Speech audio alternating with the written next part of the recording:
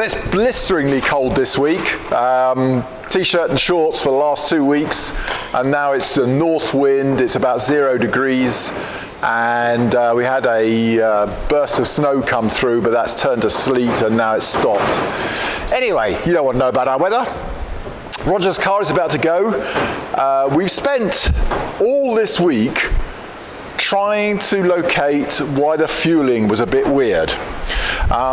Now I got close to getting some needles that sort of worked, which were RHs, but we never find this engine, guys, we know should be running on KNs. Bit rich at idle perhaps on KN, but the rest of the range pretty much spot on, and I just couldn't get them to work. Anyway, after 3 days of trying different needle combinations, so the RHs were closest of the lot, and kind of spot on the whole way through. But then after about 2 or so minutes at being steady state 80 miles an hour indicated, it would suddenly go very lean, 1.4 almost air fuel ratio. And added to that, I observed that if you came to a T-junction, for instance, so you come off, doing about 60 miles an hour, you snap off the throttle and put the brakes on, equally very lean on that overrun. And that's not usual for an SU. An SU perhaps will go a bit rich as you first snap onto the overrun, but not lean. And so therefore I started thinking, well, there's air getting in somewhere into this system. That was the answer. Come and have a look at his carburetors.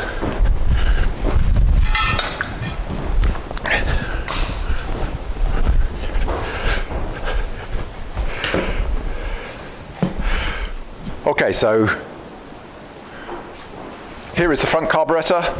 That's the rear carburetor.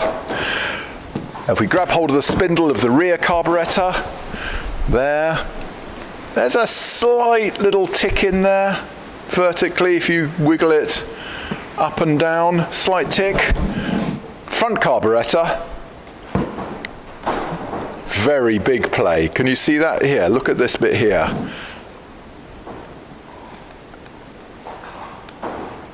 There. That is huge. And I reckon, bearing in mind this was 80 miles an hour steady state, so a feathered throttle, and snapping off the throttle is very high vacuum in both situations, very high vacuum, and it was just suddenly managing to drag a load of air down through the throttle spindle. Really, this is the only reason why you'd rebuild an SU carburetor, is if there's play in this, and if there is, then you have to drill out and re-bush the carburetor body and then put in the new spindle. There is no other reason for rebuilding an SU. There's nothing else that goes wrong with them. So there we go, look at that. And guess what, sure enough, KN needles, spot on, touch rich at idle, if only we could get rid of that. But there's nothing I can see that will. But through the rest of the range, just tickety-boo. Yeah, really nice. And I have to say, every time I go out in Roger's car, it inspires me with confidence. It's a fun motor. The brakes are spot on. The suspension's good. Roger's got a lovely car there. Okay, what else has happened this week? Let's put those back. Now, Ed's P1800. You may recall we popped the engine out last week and took it to Scholar. It was number 4 cylinder that caused us to pull the engine. Number 4 piston, all absolutely fine. I was expecting to see broken piston rings. There was nothing there to tell me why we had bad compressions. Just before I go and show you what Scholar found on the block when they cleaned it, here's another thing that happened. Look at that. This is the camshaft end plate, and that's how it came out of his engine, like that. Now bizarrely, no, let me leave that. There's a corollary to this. Let's go and have a look at the block and see what Scholar found. Here we go. There is a crack all the way up from here, up through here. No, I need the light on the front here. There's the crack. There, there, there, there, and through on the inside through to number 4 cylinder. Now, it's very difficult to understand how this crack occurred. It's a really weird crack. Up. Okay, I can't really explain it. Perhaps if the engine had been dropped on the gearbox, whilst the gearbox was mounted to it, the engine had been dropped on that gearbox, could that put enough strain onto this side? Don't know. You create your own scenario and it kind of may be able to fit, but that's really weird. So there's that crack. So I then had to go and find another 1974 block, which fortunately we have. And this is the extraordinary thing, that cam plate that I just showed you, exactly the same problem on this 1974 block that I've sent out to Scholar to replace this that is now scrap. That's really weird.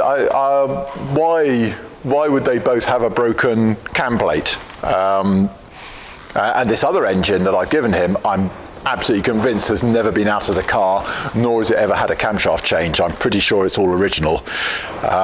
So there we go. So Ed's engine progressing. Now that gives him a complete new engine, doesn't it? Because we replaced the B18 head that was on the B20 block and given him a B20 big valve. Now he's got the bottom end as well, so basically he's got a brand new engine. All the old engine is scrap. What else has been going on? I think that's it. Would you like to see Greta? Well, come and have a look at all the dogs because they're lovely. And Greta the Hound is gorgeous, who has now been with us for a week, and we need to find a home for her. Come on.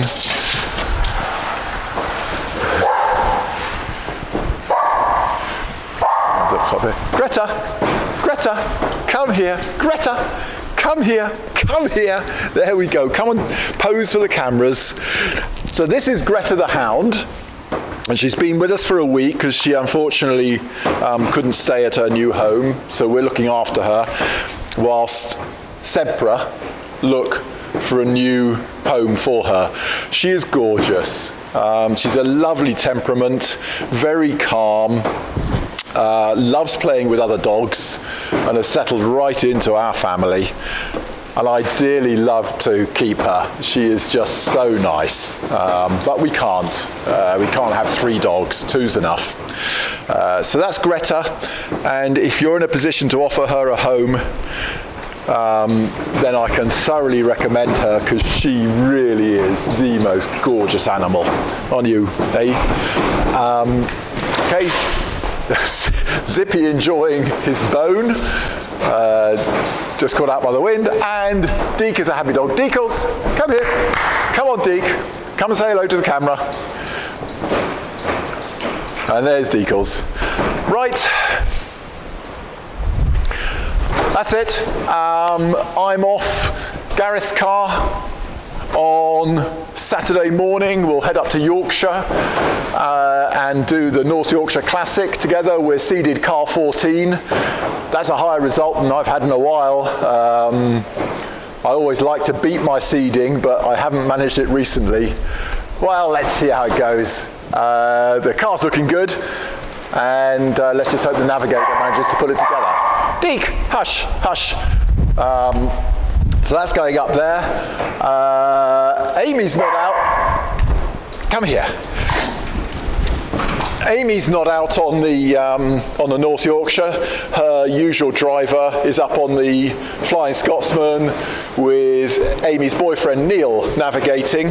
Flying Scotsman's going to be bitter this year. It's an open car, a Lagonda LG45, although I think it might have some weather protection on it.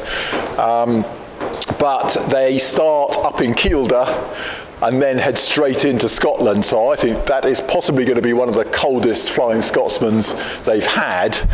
I've done 3 of them, all of them had hail at some point and were sub-zero at some point, I think it could actually be sub-zero for most of this event. So he's going to have a bitterly cold time of it up in Scotland. And, well, that's it. I wish you all a good weekend. Have a great one.